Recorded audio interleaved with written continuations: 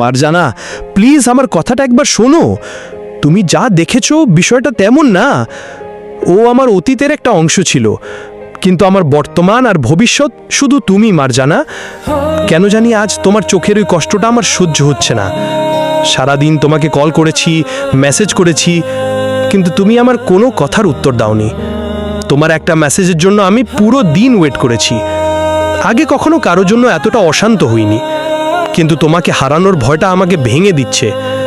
মারজানা, আমি জানি আমি হয়তো সব কিছু বোঝাতে পারিনি, কিন্তু একটা কথা সত্যি, ও মেয়েটা ফিরে আসার পর আমি বুঝতে পেরেছি আমার মনে ওর জন্য আর কোনো জায়গা নেই, কারণ সেই জায়গাটা অনেক আগেই তুমি নিয়ে নিয়েছো।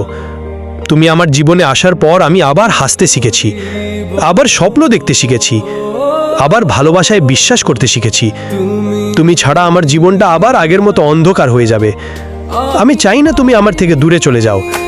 আমি চাই তুমি আমার পাশেই থাকো, কারণ আমি সত্যি তোমাকে ভালোবাসি মারজানা। আর আজ আমি কোনো ভয় পাচ্ছি না। যদি প্রয়োজন হয় আমি পুরো দুনিয়ার সামনে বলবো, আমি শুধু তোমাকেই চাই।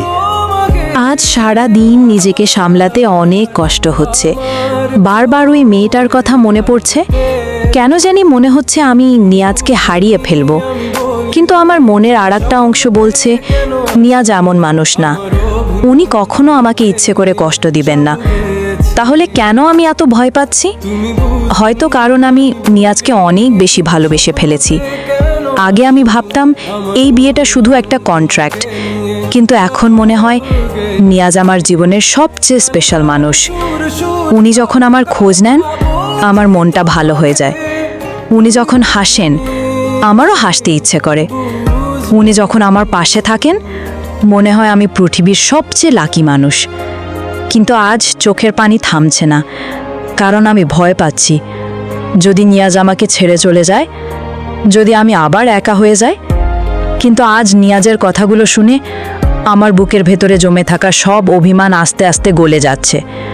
উনি যখন বলল আমি ওনার জীবনের সবচেয়ে ইম্পর্ট্যান্ট মানুষ, আমার চোখে হঠাৎ পানি চলে এলো। কেন জানি আজ মনে হচ্ছে হয়তো আমার ভয়গুলো সব ভুল ছিল। হয়তো নিয়াজ সত্যি আমাকে ভালোবাসে, আর হয়তো আমিও সত্যি নিয়াজের প্রেমে পড়ে গেছি। আজকের পর্ব এখানেই শেষ। নিয়াজ অবশেষে নিজের মনের কথা বলে দিল, কিন্তু মারজানা কি তাকে ক্ষমা করবে? আর ফাইনাল পার্ট 15-এ কি তাদের ভালোবাসার মিল হবে, নাকি শেষ মুহূর্তে আবার নতুন কোনো ঝড় আসবে? ফাইনাল পার্ট 15 দেখতে লাইক, কমেন্ট অ্যান্ড সাবস্ক্রাইব করতে ভুলবেন না।